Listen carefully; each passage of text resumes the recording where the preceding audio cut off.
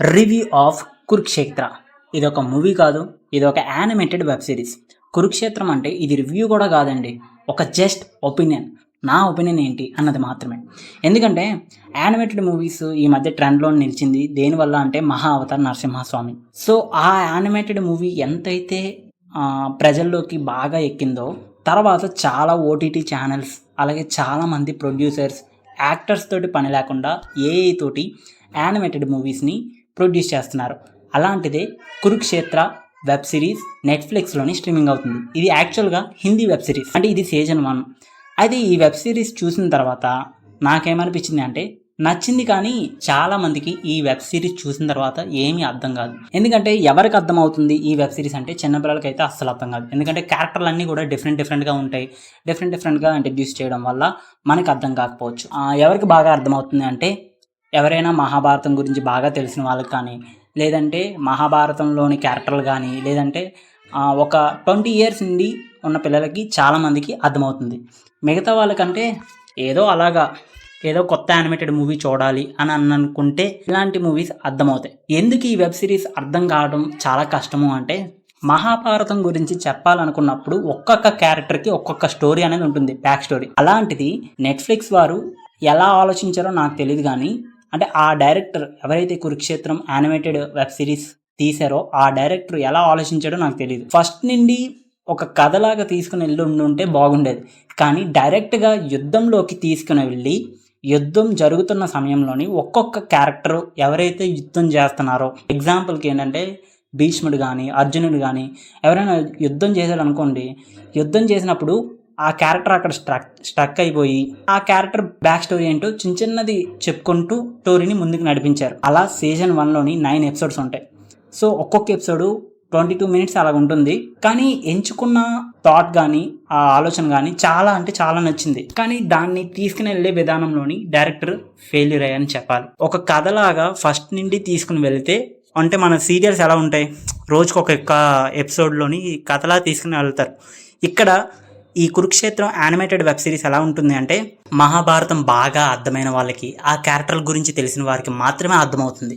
ఎందుకంటే డైరెక్ట్గా యుద్ధాన్ని చూపిస్తూ ఆ యుద్ధంలోనే ఒక్కొక్క క్యారెక్టర్ని వాళ్ళ యొక్క బ్యాక్ స్టోరీని చూపెట్టారు. సో ఇది డైరెక్ట్గా ఎక్కడి నుంచి స్టార్ట్ అవుతుంది అంటే, స్టోరీ కూడా మీకు చెప్పక్కర్లేదు, స్టోరీ అందరికీ తెలిసిందే మహాభారతం అనేది.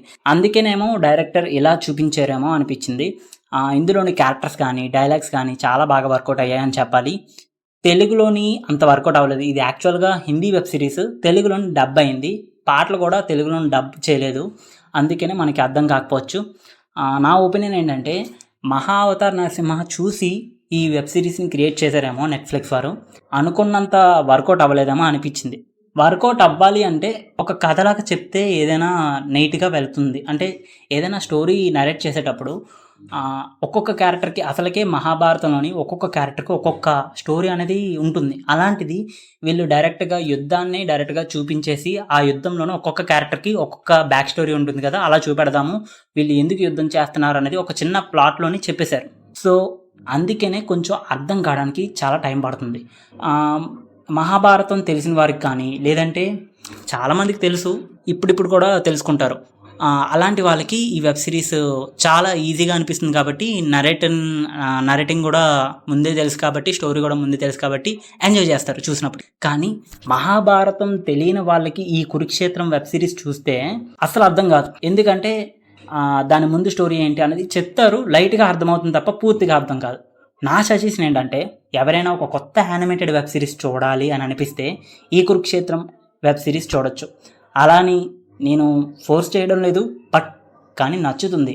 ఒక్కసారి ఈ కురుక్షేత్రం వెబ్ సిరీస్ చూసిన తర్వాత నిజంగా మహాభారతం చూడాలి, ఏం జరిగింది, దాని క్యారెక్టర్ల గురించి తెలియాలి అని అనుకుంటారు కదా, అప్పుడు మనకి తెలుగు సీరియల్ ఒక మహాభారతం ఉన్నది కదా, ఆ మహాభారతం సీరియల్ చూస్తే చాలా ఈజీగా అర్థమవుతుంది. నేనైతే అదే సజెషన్ చేయగలను. టోటల్గా ఓవరాల్గా ఈ రివ్యూ చెప్పాలి అంటే, రివ్యూ కూడా అనుకోకూడదు, ఎందుకంటే ఇది ఒక ఒపీనియన్.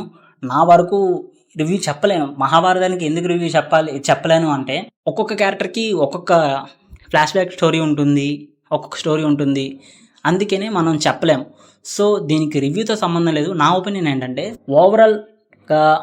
ఓవరాల్గా ఒక్కొక్క ఎపిసోడ్ కూడా చాలా బాగా క్రియేటివిటీగా తీశారు, కానీ నరేట్ చేసే విధానంలో పెద్ద మైనస్ పడిందని చెప్పాలి.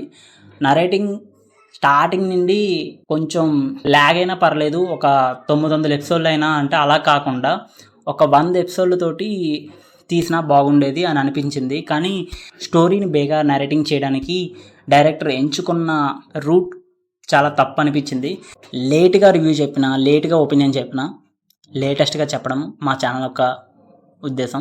ఎవరైనా కొత్తగా మన ఛానల్ని విజిట్ చేసినట్లయితే సబ్స్క్రైబ్ చేయండి, పక్కనున్న గంట సింబల్ని మాత్రం క్లిక్ చేయడం మర్చిపోవద్దు. Thank you. Signing off movie talk V Telugu channel.